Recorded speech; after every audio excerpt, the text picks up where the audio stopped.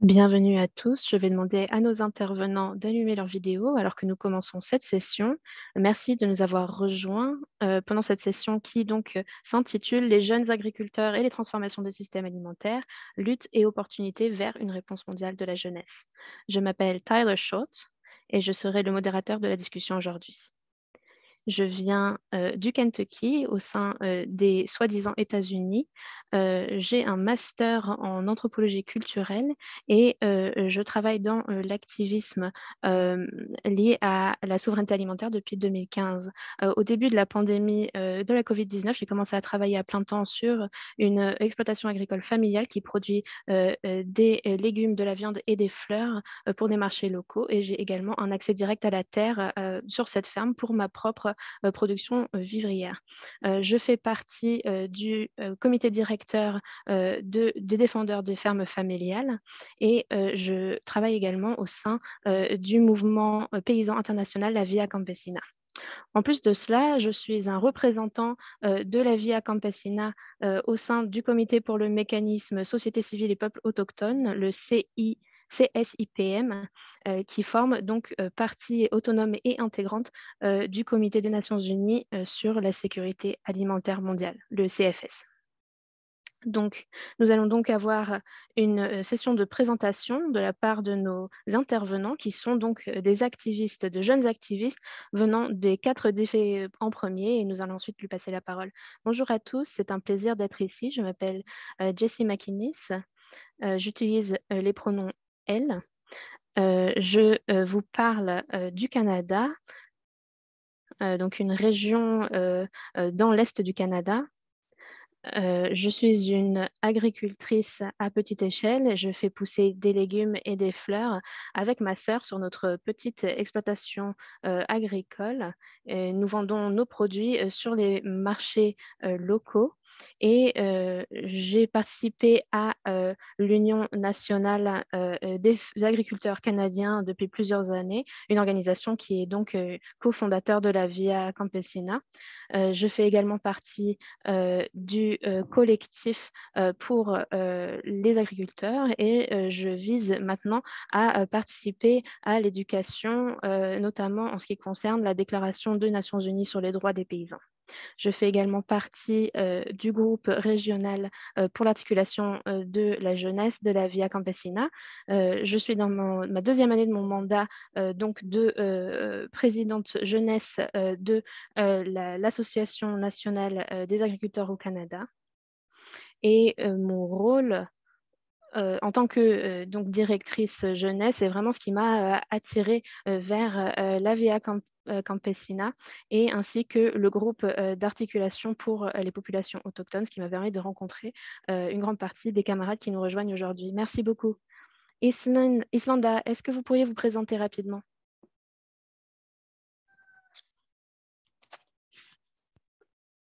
Bonjour, bonjour à tous et à toutes. Désolée, je suis en plein champ, je travaille et excusez-moi pour la vidéo. Là, je suis Micheline Sanda Duel, je viens d'Haïti dans une organisation paysanne qui s'appelle Tête Collective Paysan Haïtien, membre de la flotte La Via Campesina. Et là, comme travail, je plante de l'igname. Actuellement, je suis en plein champ pour récolter mon igname.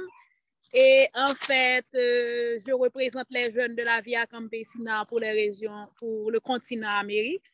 Et au plaisir d'être avec vous ce matin et le travail de la Via Campesina, le travail des paysans et des paysannes, ça rentre dans notre champ d'activité. D'ailleurs, c'est nous qui sommes le futur de la Via Campesina. Donc voilà, au plaisir d'être avec vous ce matin pour cet échange si enrichissant. Voilà.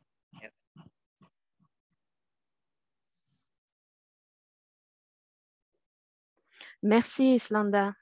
Jean, est-ce que vous pourriez vous présenter aussi? Oui, bien sûr, merci Tyler.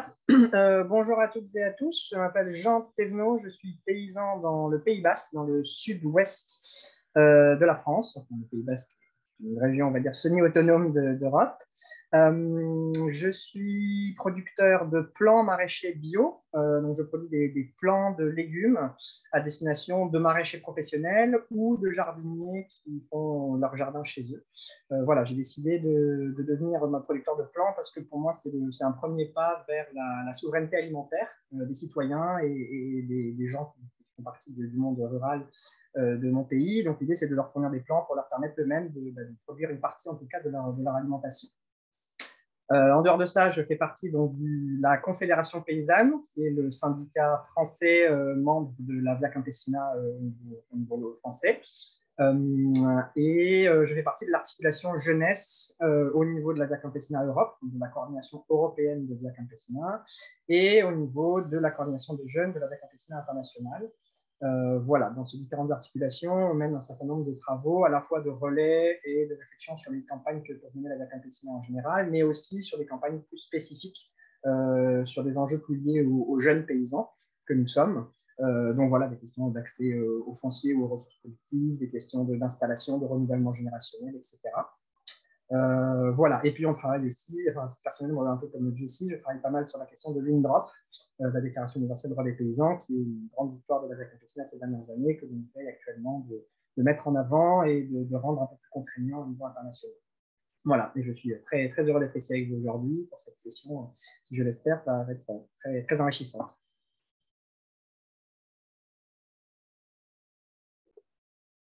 Merci, Jean. Kamar, est-ce que vous pourriez vous présenter? Oui. Merci, Tyler. Bonjour à tous.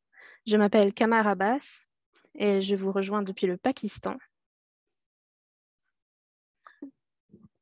Je fais partie du mouvement de gauche et du mouvement paysan au Pakistan. Je suis également un diplômé de l'Université du Lahore en agriculture. Et je travaille également au sein de la coalition des agriculteurs pakistanais. Et je travaille également avec la Via Campesina dans la région d'Asie du Sud. Et donc, je travaille notamment à l'articulation de la jeunesse dans ma région. Je travaille également dans différents espaces internationaux.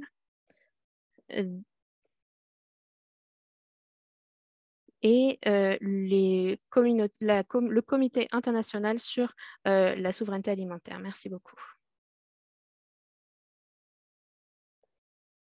Merci beaucoup, merci à tous de nous avoir rejoints aujourd'hui et d'être prêts à partager vos perspectives et vos connaissances. J'aimerais aussi remercier les membres de notre public pour votre intérêt. Et j'aimerais également remercier les organisateurs de la conférence et les interprètes pour leur soutien logistique. Donc, quand vous présentez vos différentes interventions, gardez à l'esprit qu'il faut parler lentement pour faciliter la tâche aux interprètes. Donc, nous sommes ici pour dire que les jeunes sont donc l'avenir des systèmes alimentaires et nous cherchons à construire des solutions. Au sein du mouvement pour la souveraineté alimentaire, nous avons besoin de plus d'espace comme cette conférence pour justement transformer les systèmes alimentaires et agricoles. Mais c'est très important de nous demander quel type de transformation visons-nous? Quel type de principes guide notre travail quotidien? Quels outils sont à notre disposition aujourd'hui? Et quel est le rôle de la jeunesse dans ce travail? Donc, vous allez entendre des interventions de nos 4 orateurs qui sont des jeunes au sein de la Via Campesina et qui souhaitent apprendre les uns des autres et partager nos expériences en termes de production alimentaire, d'organisation et de plaidoyer politique. Au sein de notre lutte pour défendre les droits paysans et construire la souveraineté alimentaire, nous souhaitons construire des alliances stratégiques à travers les différents mouvements sociaux pour combattre le racisme, le colonialisme, le patriarcat.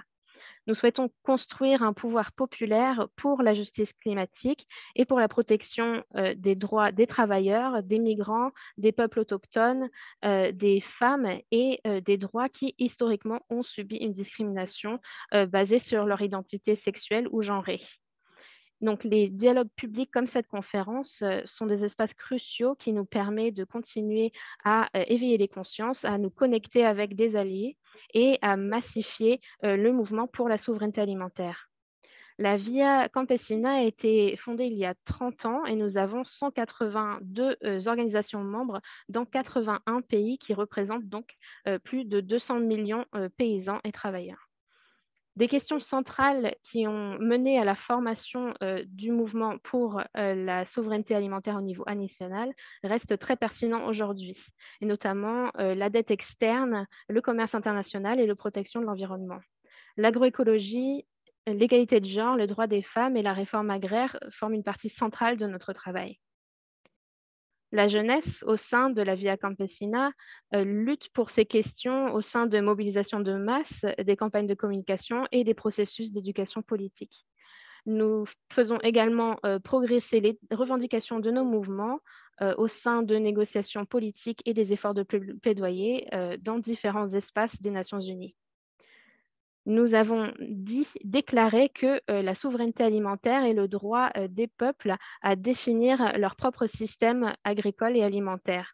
La souveraineté alimentaire est le droit de produire ou d'avoir accès à une nourriture saine et culturellement appropriée produite à travers des méthodes durables. Et il place les aspirations et les besoins de ceux qui produisent, distribuent et consomment cette nourriture au cœur des politiques et des systèmes alimentaires plutôt que les demandes des marchés et des entreprises. Donc maintenant, nous allons parler de ce que cette lutte pour la souveraineté alimentaire implique dans différents contextes dans le monde. Nous allons nous concentrer sur des problèmes de longue durée et d'autres problèmes émergents auxquels les plus jeunes font face dans l'agriculture, comme par exemple les inégalités liées à la terre et au marché, ainsi que des menaces plus récentes liées au changement climatique et à la digitalisation. Nous allons également parler d'exemples de politiques publiques qui pourraient protéger les droits des paysans et des consommateurs, ainsi que des approches politiques qui pourraient promouvoir la démocratisation de systèmes alimentaires. Donc, le format de la session d'aujourd'hui inclut 2 parties principales. Donc, la première heure impliquera 3 sessions de questions pour nos 4 orateurs. Donc, j'aimerais vous rappeler à nos intervenants de limiter vos interventions à 3 minutes. Et pendant les dernières 30 minutes, nous allons avoir une session questions-réponses avec le public qui aura lieu donc dans un espace virtuel séparé.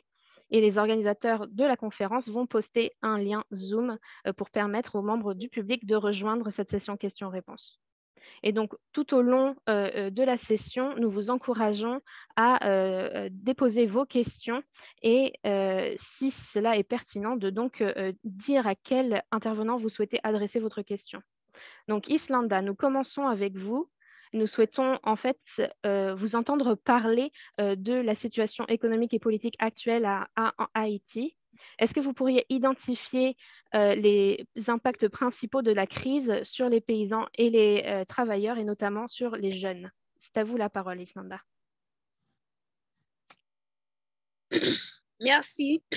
Désolée. Merci de nouveau, Tyler. Et pour parler de la situation d'Haïti, et je dois commencer par dire que Haïti s'enlise dans une crise sans précédent, caractérisée par la destruction des institutions républicaines, particulièrement le dysfonctionnement des pouvoirs ou de l'État. Depuis environ 6 ans, aucune élection n'a été organisée pour faciliter le renouvellement du personnel politique au niveau du pouvoir exécutif, législatif et les collectivités territoriales, etc., par rapport à cela qui n'arrive pas à fonctionner correctement à cause de l'insécurité et le non-renouvellement régulier du personnel de la justice. Le Parlement est amputé, il y a 2 tiers, ainsi il n'arrive pas à remplir des fonctions sacro-saintes. Et ensuite, cette situation s'est aggravée de jour en jour avec l'assassinat de l'ancien président Jovenel Moïse le 7 juillet 2021. Cette crise institutionnelle joint aux autres crises, notamment celle de la souveraineté alimentaire, qui engendre la détérioration des conditions de vie de la population.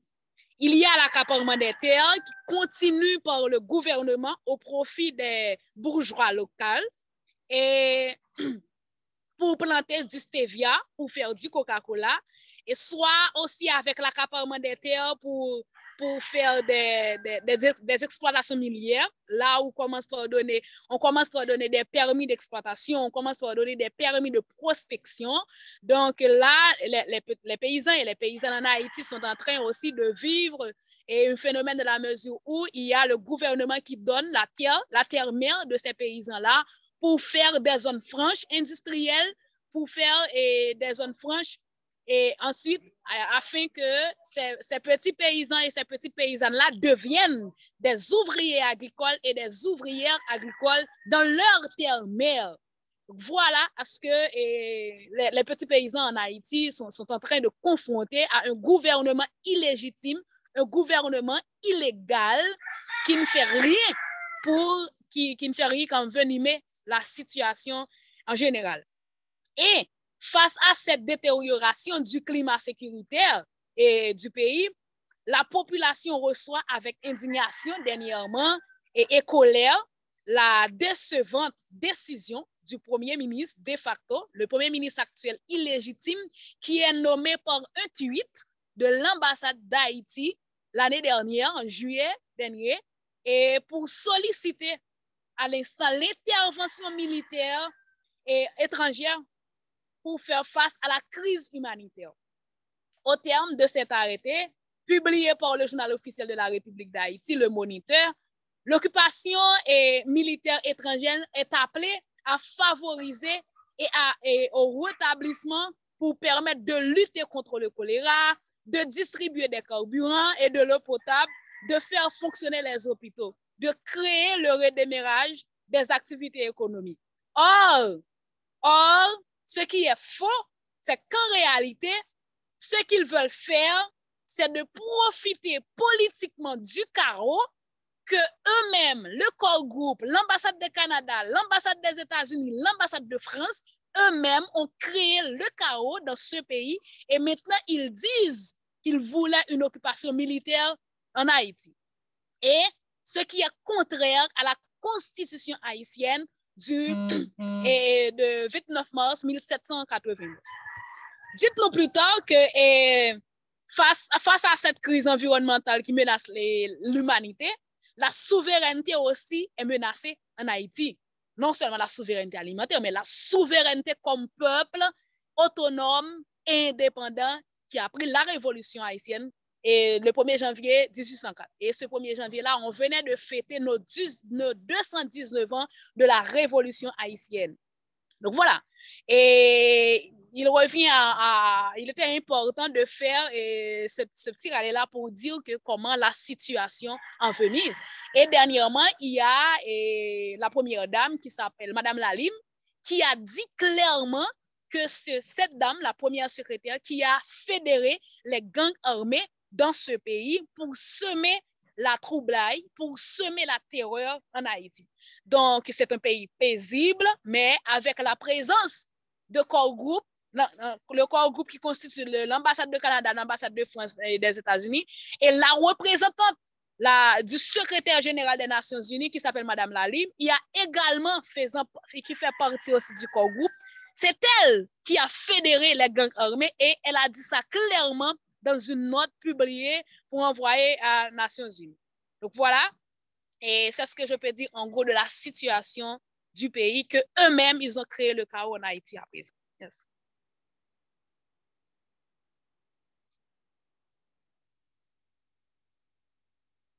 Merci beaucoup, Islanda. Nous allons revenir à votre contexte local et comment votre organisation lutte pour la souveraineté alimentaire dans la prochaine tournée de questions. Mais vous avez identifié des problèmes majeurs auxquels vous faisiez face, notamment avec l'accaparement des terres et l'exploitation des personnes et de l'environnement. Je vais maintenant passer la parole à Jean. Comment est-ce que vous voyez ces problèmes en Europe? Est-ce que vous pouvez nous parler peut-être également spécifiquement de la digitalisation de l'agriculture et les différentes approches pour justement protéger les droits de ces personnes? Jean, à vous la parole. Oui, Alors, d'abord, pour réagir un petit peu à ce que disait Charline, on est tout à fait conscient hein, de la situation. On reviendra un peu plus tard dessus dans cette séance aujourd'hui sur l'importance de la solidarité internationale entre les peuples et entre les paysans. Et voilà, d'avoir bien conscience que les politiques des gouvernements, que ce soit en Haïti, en France ou ailleurs, suivent des intérêts qui ne sont pas les nôtres, ou en tout cas pas ceux des peuples et pas ceux des paysans. Et c'est très important pour nous de démarquer et de proposer aussi une alternative. Et c'est toujours, enfin, c'est quelque chose qui est important et qui fait une des forces de la Via Campesina au niveau international aujourd'hui, c'est justement qu'on n'est pas que dans une position de critique du système actuel, mais on propose une vraie alternative qui est la souveraineté alimentaire, qui est une alternative à la fois sociale, politique, éthique, humaine, tout ce que vous voulez, qui est une proposition concrète et réaliste pour l'avenir de l'humanité. Voilà, alors je reviens justement un petit instant là-dessus. En dehors des gouvernements qui ont donc leur agenda, malheureusement, on sait qu'aujourd'hui, l'agenda de ces multinationales est quand même clairement défini et influencé par les multinationales de toutes sortes. Et dans le monde agricole, bien évidemment, par les multinationales de l'agriculture, donc soit les grandes compagnies semencières, les grandes compagnies agricoles, les grandes compagnies agroalimentaires, qui influencent fortement les gouvernements et les politiques internationales. Nous, à la Via Campesina, ce qu'on a toujours défendu, d'ailleurs on a parlé un petit peu tout à l'heure, c'est la logique de l'ONU, donc la logique où tout État a droit à un vote et on prend l'avis entre des peuples en question. Évidemment, les multinationales n'aiment pas du tout ça, d'autant plus qu'au niveau de la FAO, la Via Campesina et ses alliés ont réussi à obtenir il y a quelques années donc, une sorte de groupe de travail dans lequel on peut activement participer aux échanges internationaux sur ces questions de la politique agricole mondiale. Et ça dérange beaucoup les compagnies multinationales qui, du coup, essayent de sortir de ce cadre multilatéral habituel de l'ONU pour rentrer dans ce qu'ils appellent de multi-stakeholderism en anglais, donc le multi-acteurisme en français, qui serait un espèce de système où en fait les multinationales auraient leur place et finalement une place prépondérante dans la définition des politiques internationales au niveau agricole. Donc ça, c'est un gros problème pour nous et on lutte fortement contre ça. Notamment, il y a eu il y a quelques années le sommet des systèmes alimentaires à New York que la Via Campesina et ses partenaires ont boycotté pour dénoncer le fait justement que c'était une initiative du monde privé des entreprises et de Davos qu'on ne reconnaissait absolument pas. Là où on voit une poussée assez forte à l'heure actuelle donc dans ces instances internationales de la part des multinationales, c'est sur la question des nouvelles technologies. Tout le monde commence à avoir conscience que l'agriculture industrielle est absolument catastrophique à tous les niveaux, pour l'environnement, pour les humains, en termes alimentaires. Voilà, ça ne produit pas d'aliments ou des aliments malsains, ça produit des agrocarburants, mais ça ne nourrit personne. Voilà, et donc il y a de plus en plus de prise de conscience de cette réalité. Et du coup, la solution proposée par les multinationales pour faire face à ce problème, c'est les nouvelles technologies. C'est de dire qu'avec des robots, des drones, des logiciels et la digitalisation de l'agriculture, on va pouvoir régler tous ces problèmes. Nous, on pense que ce n'est pas le cas, que la digitalisation, c'est une fuite en avant qui va permettre de maintenir le système agricole mondial actuel au lieu de le changer. Et nous, on défend l'agroécologie paysanne et la souveraineté alimentaire qui est complètement différent. Et évidemment, ce modèle-là ne plaît pas aux transnationales, donc elle propose cette idée de digitalisation agricole qui est censée être bénéfique pour l'environnement. Donc, quand on regarde le coût environnemental déjà de ces technologies, que ce soit la fabrication de ces outils qui utilisent beaucoup de métaux, de terres rares, etc., ou leur utilisation qui consomme énormément d'énergie, on se rend compte qu'en fait, déjà, c'est complètement faux, c'est absolument pas quelque chose qui est bon pour la planète. Mais en plus, c'est un pas en avant encore plus loin dans la dépossession des paysans de leur travail, de leur terre, de leur liberté. Puisqu'une fois qu'une ferme est digitalisée, ben en fait, les compagnies transnationales contrôlent toute la production de la ferme et les paysans, finalement, ne deviennent que de simples salariés, je dirais, au mieux, ou esclaves au pire, de ces compagnies-là. Ils ne peuvent plus rien faire par eux-mêmes puisque ces logiciels ne leur appartiennent pas. Et on est en fait dans la même logique que celle des semences OGM, mais à une échelle vraiment plus globale, quoi. Et je finirai pour donner un exemple concret du fait que voilà, Monsanto, ils ont annoncé il y a quelques années qu'ils avaient conscience que les semences, c'était leur cœur de business actuel, mais que l'avenir de leur entreprise, c'était les données et la digitalisation. Voilà. Et on voit maintenant Google, les GAFAM, Amazon, etc., rentrer dans ce secteur agricole avec évidemment des intérêts économiques très importants. Voilà. Je passe la parole à la suite.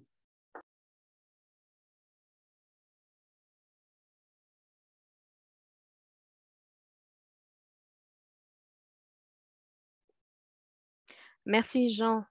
Jessie, à vous la parole. Donc nous parlons donc de ces grandes questions auxquelles font face les jeunes dans le monde de l'agriculture. Est-ce que vous pourriez nous parler des problèmes clés auxquels font face la jeunesse au Canada et notamment en termes d'accès à la terre et d'accès au marché. Jessie, à vous la parole. Merci Tyler, merci Jean et Islanda pour vos commentaires et vos pensées. J'aimerais commencer avec une statistique difficile sur les jeunes agriculteurs au Canada, qui est donc que pendant les 25 dernières années, il y a eu un déclin de 70% parmi les agriculteurs sous l'âge de 34 ans. Et étant donné les conversations que j'ai eues avec des jeunes agriculteurs, ainsi qu'une enquête qui a été menée à l'échelle nationale en 2015, la raison principale derrière ce déclin est le manque d'accès abordable à la terre agricole et des coûts capitaux très importants. Et donc, cela, nous ne pouvons pas ignorer ces problèmes dans la lutte intersectionnelle pour la souveraineté alimentaire. Je pense que d'autres intervenants seront d'accord que donc ces questions de souveraineté alimentaire autochtone, la crise climatique, etc., sont très importantes. Mais en ce qui concerne la production agricole durable, et l'accès à la terre est fondamental et clé. Et donc, je vais parler de cela. En plus du fait que donc, ces chiffres déclinent, nous voyons une crise générationnelle au Canada. Donc, l'âge moyen d'agriculteur au Canada est de 56 ans. Et nous voyons une augmentation de cet âge moyen à chaque enquête. Et ces agriculteurs n'ont pas encore atteint l'âge de leur retraite à cause donc de problèmes économiques et donc de nombreux agriculteurs cherchent à vendre leurs terrains, leurs exploitations pour ensuite pouvoir prendre une retraite digne. Mais les coûts de ces exploitations agricoles sont inabordables pour des jeunes agriculteurs qui cherchent à s'établir, notamment quand ils le font en dehors de structures agricoles intergénérationnelles. De nombreux jeunes agriculteurs n'ont pas les ressources qui leur permettent d'avoir accès non seulement à la terre, mais au matériel qui est nécessaire pour la cultiver. Donc, il y a très peu de soutien pour la passation d'une exploitation agricole de main de paysans à d'autres au niveau local et national. En plus de cela, les agriculteurs qui partent à la retraite souhaitent avoir un revenu digne. Et donc, ils vendent leurs exploitations et ces exploitations sont souvent récupérées par des entreprises qui cherchent donc à profiter de cela. Et donc, nous voyons des énormes parcelles agricoles, notamment dans les prairies canadiennes, qui appartiennent à des fonds d'investissement. Vous en avez peut-être déjà entendu parler, donc par exemple BlackRock, Vanguard ou peut-être même des fonds de retraite pour différentes professions dans différentes régions, achètent ces terres-là. Et donc, ces terres n'appartiennent plus aux personnes qui les cultivent. Et j'aimerais également parler de l'inégalité raciale dans le secteur agricole. Donc, le Canada est une colonie et a été construit en tant que pays sur l'exploitation de colons. Et donc, ces colons blancs profitaient, mais les populations autochtones, et notamment les populations de couleur, étaient exploitées pour soutenir ce système-là. Et donc, cela conditionne également l'accès aux terres cultivables. Donc, dans les prochaines 10 à 15 ans, il y aura un grand renouvellement dans la propriété terrienne. Et le fait que cette terre reste entre les mains des personnes qui produisent la nourriture et dépend évidemment de l'accessibilité de ces terrains.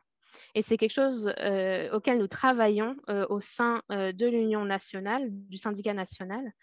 Et nous souhaitons vraiment voir comment nous pouvons nous adresser au gouvernement au niveau national et fédéral pour vraiment nous attaquer à ces questions-là. Merci, Jessie. Kamar, si tu voudrais nous parler un peu des problèmes auxquels vous faites face au Pakistan, en particulier les effets de la crise climatique. Si vous pouvez nous parler un peu des réponses également face aux inondations récentes au Pakistan. Merci, Tyler. Comme tout le monde le sait, le Pakistan est un des pays qui émet moins d'1% des émissions de gaz à effet de serre dans le pays, dans le monde, mais qui fait face aux effets des changements climatiques et a été mis dans l'index comme l'un des pays les plus affectés dans le monde. Et le Pakistan est un des pays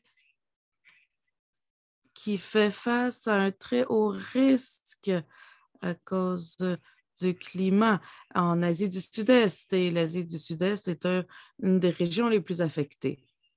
Comme vous savez, nous avons eu des pluies de monsoon très intenses.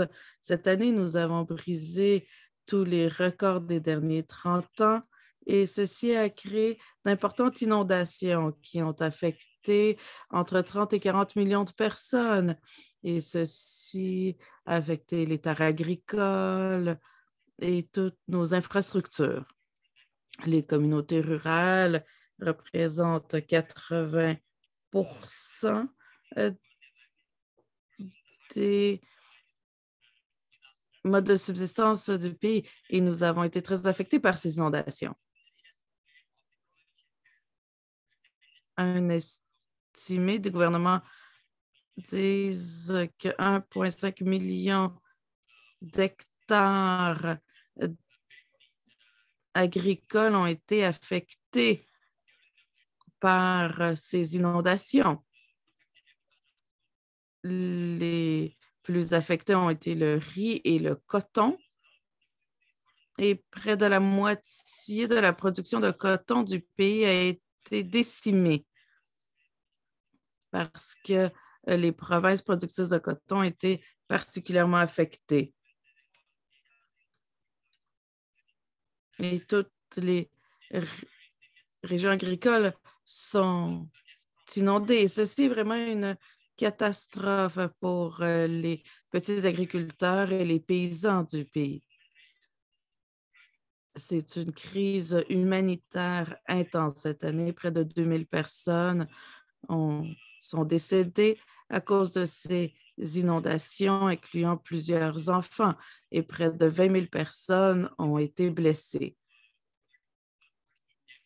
Près d'1 million de maisons ont été endommagées, laissant des millions de personnes besoin de résidences d'urgence et beaucoup de personnes ont été déplacées à cause de ces inondations. En tant que mouvement paysan et de petits agriculteurs, notre comité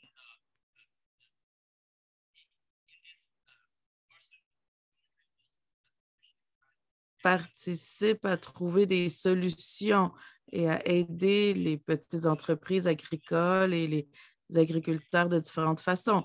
Nous faisons des dons d'aliments et de vêtements parce que les personnes ont dû quitter leur maison, n'ont aucun endroit où ils peuvent aller. Le Pakistan est en dette et donc il y a très peu de financement pour l'aide humanitaire.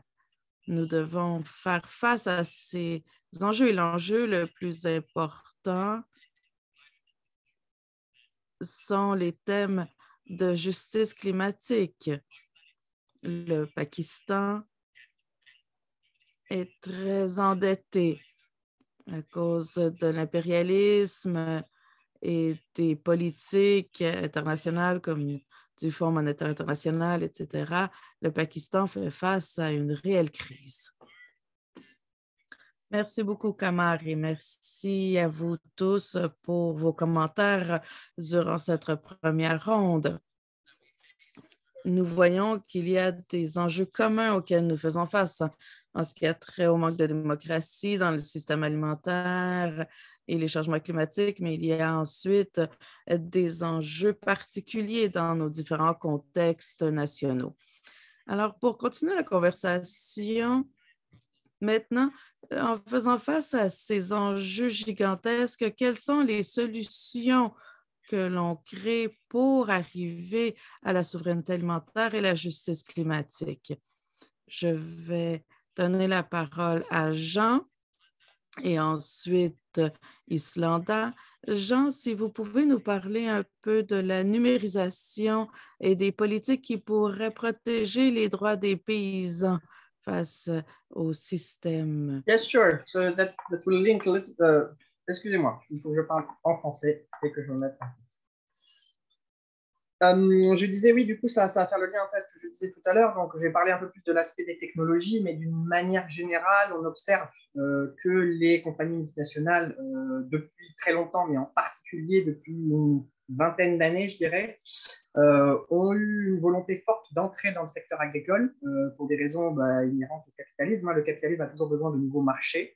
Donc, la finance est entrée dans le monde agricole il y a un peu plus longtemps que ça. Et puis là, ce qu'on voit maintenant, c'est qu'ils essaient de rentrer dans le monde de ce qu'ils appellent les solutions basées sur la nature et un certain nombre de projets de compensation carbone ou un certain nombre de projets de ce genre que l'on voit qui sont en fait ne sont que du capitalisme déguisé. On en a beaucoup entendu parler à la COP en Égypte, de tout ce qui est le net zéro. Donc, c'est des projets de soi-disant compenser les émissions carbone en développant des projets en général dans les pays dits des Sud, mais ça peut être aussi dans les pays du Nord, avec des projets de plantation d'arbres industriels, des choses comme ça, qui seraient censés compenser des émissions de CO2. Et on voit bien, donc, à la lumière de tout ça, l'importance d'un contrôle public étatique de cette jungle internationale et un contrôle donc sur les volontés, les velléités de ces entreprises et de ces acteurs privés. La Via Campesina a toujours été un mouvement qui se revendique en faveur des politiques publiques, que ce soit au niveau régional, national ou international, de politiques publiques qui défendent les citoyens et en particulier dans notre cas les paysans contre des acteurs économiques souvent très importants et très puissants qui ont tendance à défendre d'autres visions et d'autres schémas pour l'agriculture. Plus concrètement, je peux donner quelques exemples au niveau de la région européenne, donc avec la Via Campesina Europe. C'est assez particulier, c'est aussi, pour faire le lien sur les questions coloniales dont on parlait, assez injuste, parce que l'Union européenne, de même que certains pays d'Amérique du Nord ou du Nord, subventionnent fortement son agriculture à travers de la politique agricole commune. Il y a des milliards et des milliards d'euros qui sont dépensés chaque année pour le soutien à l'agriculture européenne, selon des schémas de répartition des aides qui sont malheureusement souvent relativement peu clairs et en tout cas peu équitables. Mais bon, c'est quand même une aide qui est non négligeable. Voilà, ça c'est un premier exemple. Alors malheureusement, cette aide, elle n'est peut-être pas forcément très bien répartie, mais c'est quelque chose qui nous semble très important. Et du coup, la question, c'est pas de dire qu'on devrait arrêter ça chez nous, ça serait plutôt de dire qu'il faudrait permettre aux pays dits des Sud de faire la même chose chez eux, c'est-à-dire de subventionner, d'aider leurs agriculteurs avec des taxes aux frontières pour protéger leurs agriculteurs, avec des politiques de développement rural et agricole dans leur pays pour permettre de développer la paysannerie locale, les marchés locaux, la transformation, etc., etc. Ce qui est aujourd'hui interdit au nom d'accords de libre-échange et de l'Organisation mondiale du commerce, tout simplement des règles du commerce mondial qui, soi-disant, interdisent cela. C'est quand même un petit peu le comble d'interdire aux pays du Sud et que les pays du Nord le fassent, mais bon, ça fait partie de l'injustice des règles internationales. Donc voilà, c'est une première chose que la Via Campesina doit défendre, c'est de dire qu'il nous faut des politiques publiques puissantes, efficaces, fortes dans les États, et pour ça, il faut donner la possibilité aux États de mener ces politiques. Et donc, il faut arrêter tout ce qui est accord de libre-échange, OMC, etc., puisque toutes ces règles commerciales internationales empêchent finalement les États de mettre en place des politiques essentielles dans leur pays. Voilà, un autre petit exemple que je peux donner au niveau de l'Europe, il y a quelques années, il y a une loi qui est passée au niveau européen et qui a été appliquée dans certains États, dont l'Espagne, sur ce qu'ils appellent les pratiques commerciales injustes, et qui part du constat que les paysans souvent gagnent très peu d'argent sur ce qu'ils vendent et que tous les bénéfices sont capturés par les entreprises qui font la transformation ou la distribution. Et du coup, là, c'était une loi qui avait pour but d'interdire finalement d'acheter les produits à un prix trop bas et de respecter finalement un prix minimum un petit peu pour les agriculteurs qui produisent des aliments. Voilà, donc c'est un début, cette loi n'est pas encore appliquée, en tout cas très peu de pays ont décidé de la mettre en œuvre, mais voilà, ça va faire partie au niveau européen des luttes qu'on va mener pour essayer d'obtenir l'application concrète de ce loi pour permettre aux paysans d'avoir un revenu décent. Et ça va faire le lien avec ce que disait Jessie avant, ce qu'elle va continuer à parler un peu maintenant, c'est la question, voilà, une des choses qui pourrait permettre de motiver de jeunes paysans ou de jeunes personnes à rentrer dans le monde agricole, c'est évidemment le fait d'avoir un revenu juste. Aujourd'hui, c'est un des gros problèmes, c'est que quand on devient paysan, très souvent, c'est pour avoir une vie très difficile et des revenus très bas. Et donc, du coup, un levier possible en dehors du foncier dont on a déjà parlé, c'est le fait d'avoir des revenus justes, tout simplement équitables de notre.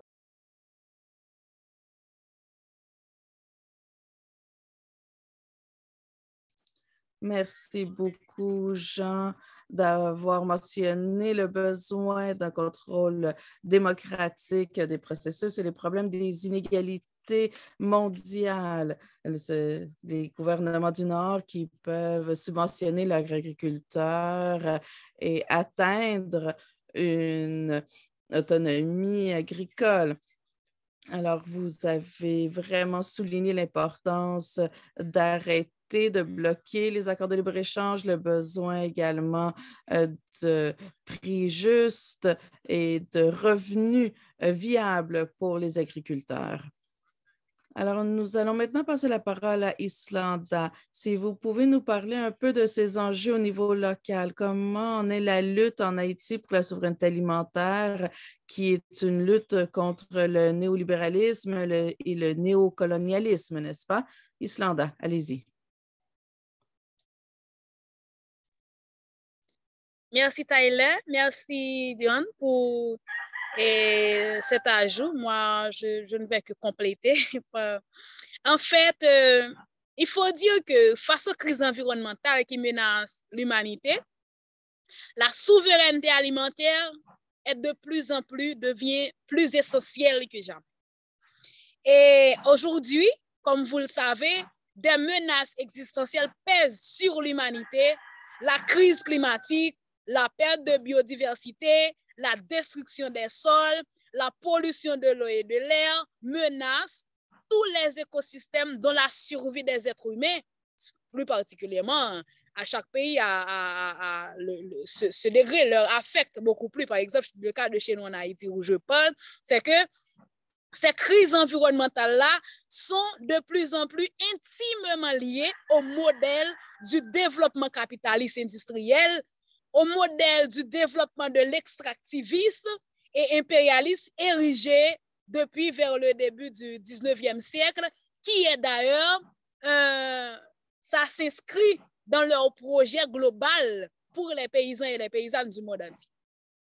Donc, avec aussi la multiplication des catastrophes dites naturelles, inondations, sécheresses, pandémies, incendies et tempêtes électriques qui sonnent à la fin d'une époque où une grande partie de l'humanité avait décidé de croire à une modernité qu'il voulait imposer d'ailleurs à un monde avec la science et la technologie.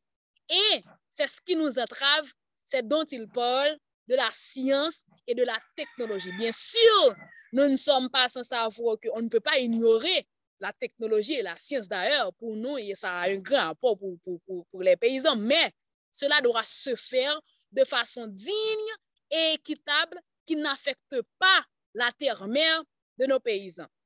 Très souvent, face aux crises aussi environnementales actuelles, nos projets paysans, la souveraineté alimentaire comme axe de lutte, seule la souveraineté alimentaire qui peut apporter une solution viable dont ils prétendent qu'ils voulaient nous imposer par rapport à leur ingérence dans nos sols. Donc, les piliers de la lutte pour la souveraineté alimentaire que nous prenons au sein de la Via Campesina dès notre existence, ça fait 30 ans déjà que la Via Campesina prône de la souveraineté alimentaire. On dit que la lutte des paysans et des paysannes et de nos alliés aussi pour résister à la mainmise des multinationales sur les systèmes alimentaires est évitable pour l'humanité. Il faut dire aussi c'est indéniable. Face à des crises aussi cliniques et à une situation qui peut devenir critique, en raison de la crise climatique, notamment la protection et le développement de l'agriculture paysanne, reposant sur de nombreux paysans et paysannes qui sont une nécessité absolue. Cela se passe par des améliorations et de nouvelles politiques publiques au niveau local, au niveau national, au niveau international. Il faut aussi avoir l'accès à la régulation du marché, le soutien et à l'installation et au renouvellement générationnel des paysans et des paysannes que la Via Campesina prône d'ailleurs. Sinon, nous, comme jeunes qui sommes ici présents, nous ne pouvons pas parler de la souveraineté alimentaire, de l'agriculture familiale paysanne, etc., sans que nous n'ayons pas déjà la base que la Via Campesina nous a offert.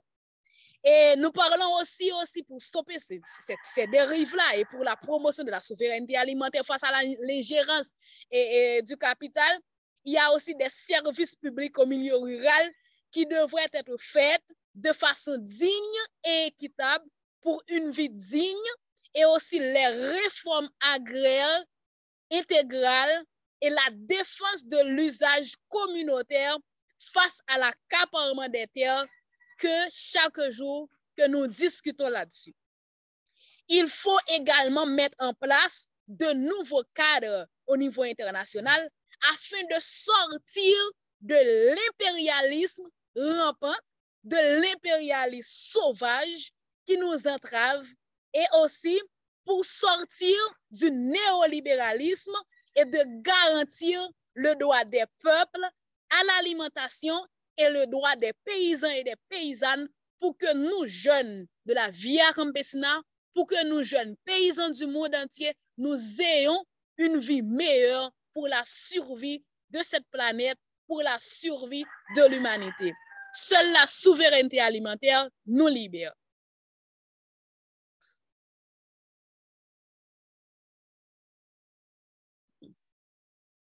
Merci, Islanda. Jessie, je vais te donner la parole. Si tu peux continuer un peu sur ce thème dans cette lutte contre le néolibéralisme, quelles sont certaines des politiques publiques nécessaires pour créer l'environnement nécessaire pour les jeunes, pour que l'on puisse participer activement à l'établissement de politique, pour que l'on puisse avoir accès à l'alimentation et à la terre. Merci, Tyler. Je vais continuer sur ce qu'Islanda a mentionné, le fait qu'ultimement, nous avons besoin d'un changement de narratif, changement de politique, de s'éloigner du fondamentalisme d'exportation, de la recherche de profit et vers des systèmes agricoles justes.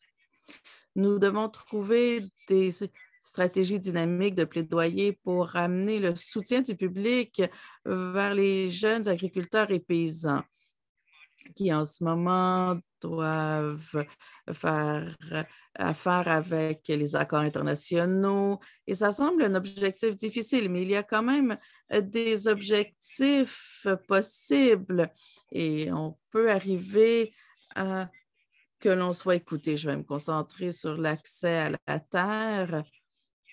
Durant les dernières années, un certain nombre de jeunes de notre organisation avons établi une liste de recommandations en ce qui a trait à l'accès à la terre. La première recommandation que nous avons faite est de développer en consultation avec les agriculteurs et les paysans de tout âge une stratégie d'accès. On doit commencer ce processus au niveau régional et national. Nous devons également financer et appuyer des programmes de partage à la terre et on doit s'assurer que ces programmes répondent aux besoins des jeunes en milieu urbain ainsi que des nouveaux arrivants. Également de financer, d'appuyer le développement de banques de terre qui peuvent inclure d'anciennes terres agricoles pour les louer ou les vendre aux agriculteurs et les sortir du marché spéculatif. Il y avait une banque de terre au Saskatchewan, elle est très bien. La Saskatchewan est une province canadienne des prairies, mais à cause de changements de gouvernement, cette banque de terre n'existe plus. Mais c'est un très bon exemple et ce serait de retourner à ce type de système. Également, d'avoir des terrains communautaires. Certaines autres recommandations sont de limiter les grandeurs, les possibilités d'acquisition de grandeur de terrain. Il y a une lutte en ce moment en Ontario, qui est la province avec la plus grande population au Canada, de protéger les terres agricoles autour des grandes villes, dans le cas de l'Ontario, autour de Toronto. Il faut donc avoir des politiques plus solides pour protéger les terres agricoles. Et puis, on doit développer vraiment ces réserves de terre en donnant priorité aux transferts de terres générationnels et non familiaux qui font en faisant la promotion de l'agriculture environnementale. C'est le type de changement que l'on doit avoir dans nos politiques publiques. Et pour ce faire, on doit vraiment s'organiser au niveau de la base pour non seulement être écouté par les preneurs de décision, mais également pour avoir un plus grand soutien du public. Et c'est la lutte ici au Canada. Les jeunes dans l'Union paysanne travaillent autour de ces politiques. Merci, Jessie. Kamar, je vous donne la parole. Et simplement pour mentionner que chez La Via Campesina et plusieurs des organisations membres, l'agroécologie est un modèle pour nous éloigner de l'agriculture industrielle. Alors, Kamar, si vous pouvez nous parler un peu de l'agroécologie et comment ceci est une alternative urgente que l'on présente. Merci beaucoup, Tyler. Aujourd'hui, nous faisons face à un grand enjeu en termes du modèle capitaliste versus notre mode de vie. Comme Jessie a mentionné, notre mode de vie qui se base sur l'agroécologie. Je crois que c'est vraiment le mode de vie de notre population qui est en harmonie avec la nature et c'est vraiment un changement de paradigme au niveau social, politique, de production et de relations qui pourra transformer notre façon de produire et de consommer les aliments en établissant une nouvelle réalité. Et l'agroécologie se fait à travers les connaissances locales, fait la promotion de la culture et nous reconnaissons l'agroécologie en tant que mode de vie dans lequel nous pouvons amener de l'avant notre mode de vie et produire une alimentation saine et accessible à toute l'humanité et s'éloigner et éliminer la privatisation de l'agriculture, des semences, etc. Nous faisons face aujourd'hui à de défis urgents. Nous devons amener l'agroécologie dans tous les continents. À travers notre mode de vie, nous avons créé des écoles paysannes basées autant sur l'éducation formelle qu'informelle. Ces écoles combinent une formation politique et technique basée sur le dialogue entre connaissances, offrant à nos communautés les outils nécessaires pour la transformation de notre réalité. Et je crois que l'agroécologie est un thème politique qui nous amène à une transformation du pouvoir. On doit mettre les terres et les connaissances dans les mains des personnes qui les travaillent. Et c'est un espace radical pour que les jeunes puissent participer à une transformation sociale et politique. L'agroécologie doit créer une dynamique sociale et territoriale créant des opportunités pour les jeunes dans les milieux ruraux. Merci. Malheureusement, nous sommes presque à court de temps. Dans 5 minutes, on doit passer à l'autre salle pour la période de 30 minutes de questions et réponses avec les membres du public. Nous recevons déjà quelques questions dans le chat et nous vous invitons à continuer à mettre vos questions. Si c'est une question pour un de nos panélistes spécifiques, mentionnez-le. Donc, malheureusement, nous n'avons plus beaucoup de temps pour aller plus loin dans la conversation. Peut-être 1 minute chacun, parce que dans 5 minutes, on doit passer à l'autre salle. Alors, Islanda, est-ce que vous auriez quelques derniers mots à partager avant de passer à la période de questions et réponses? Est-ce que vous aimeriez donner un dernier commentaire avant de quitter?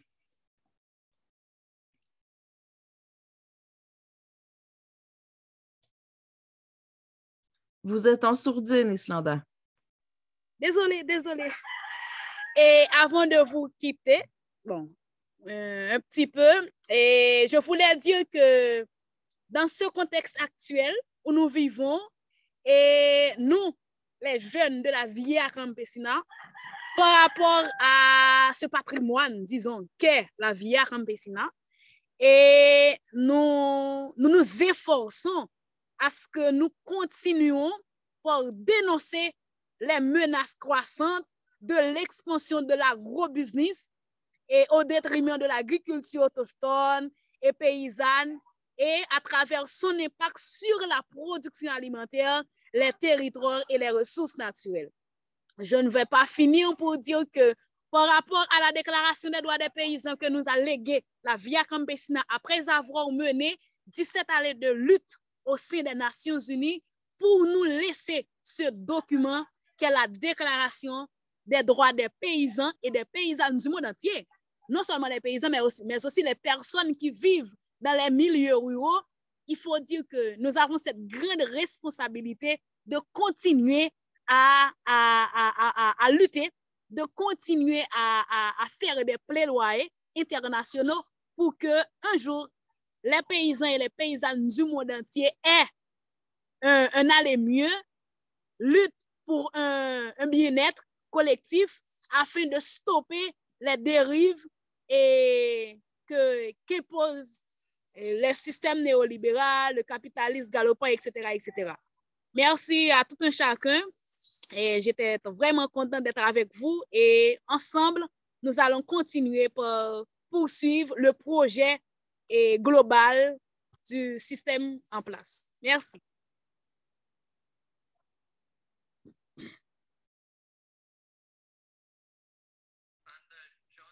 Merci, Islanda. Jean, est-ce que vous voulez ajouter quelque chose avant de passer à la période de questions-réponses?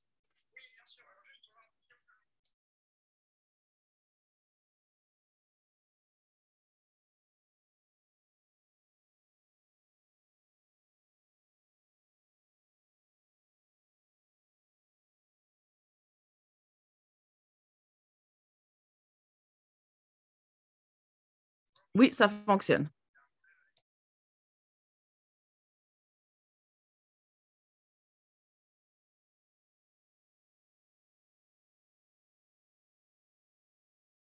Certains semblent encore avoir le problème d'entendre les deux voix sur le canal anglais. Je ne sais pas pourquoi. Est-ce que vous voulez que je parle en anglais plutôt? Je peux parler en anglais. Désolée pour le problème avec l'interprétation. J'ai peut-être un problème avec mon Zoom ou ça va avec les enjeux de la technologie dont je parlais. Alors, rapidement, un mot sur la solidarité internationale. Nous avons mentionné que dans les derniers mois, j'entends parler de plus en plus que les personnes pose la question sur l'importance de travailler au niveau international parce qu'il est très difficile d'influencer les institutions internationales, etc.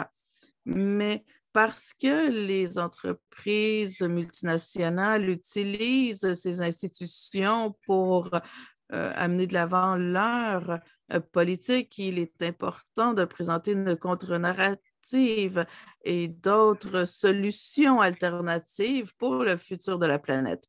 Je sais qu'il est parfois très difficile, on se sent très petit, on sent que notre voix n'est pas écoutée, mais il est quand même très important d'être là. Et il y a de très bons exemples, comme la déclaration des choses que l'on peut faire lorsque l'on travaille ensemble. La déclaration n'est non seulement un outil légal que l'on peut utiliser concrètement, mais c'est également quelque chose qui en vaut la peine parce que ça nous unit. C'est un projet que l'on peut partager. C'est donc un lien entre les paysans de tous les pays sur la planète. Et je crois que ceci nous donne espoir.